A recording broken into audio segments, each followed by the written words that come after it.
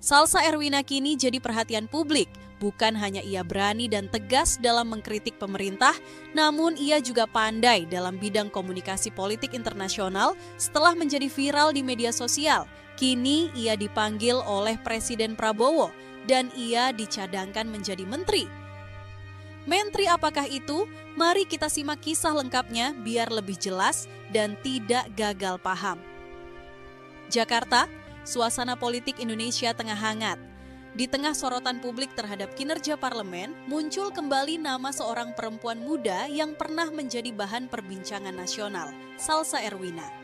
Salsa, yang dulu dikenal lantang mengkritik DPR karena dianggap tidak berpihak pada rakyat kecil, kini sedang menempuh pendidikan S2 Hubungan Internasional di sebuah universitas bergengsi di Eropa.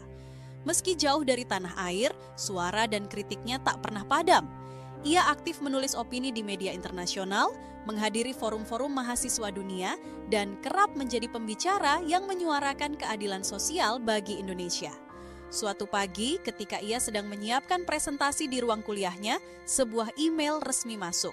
Stempel Garuda Emas di kop surat itu membuatnya terhenyak. Email tersebut berasal dari Sekretariat Negara Republik Indonesia. Isinya, Presiden Prabowo Subianto meminta dirinya hadir di Istana Negara Jakarta minggu depan. Salsa sempat terdiam lama. Ia tidak percaya. Perempuan sederhana asal Jawa Barat yang dulu turun ke jalan berdemo bersama ribuan massa menuntut DPR, kini dipanggil langsung oleh Presiden. Setibanya di Jakarta, Salsa langsung dijemput oleh mobil kepresidenan. Jalanan protokol menuju Istana Merdeka terasa berbeda dari biasanya. Ada rasa gugup sekaligus bangga dalam dirinya. Di ruang pertemuan, Presiden Prabowo sudah menunggunya. Dengan balutan jas hitam sederhana, Prabowo menyambut Salsa dengan senyum khasnya. Prabowo, Mbak Salsa, saya sudah lama memperhatikan kiprah Anda.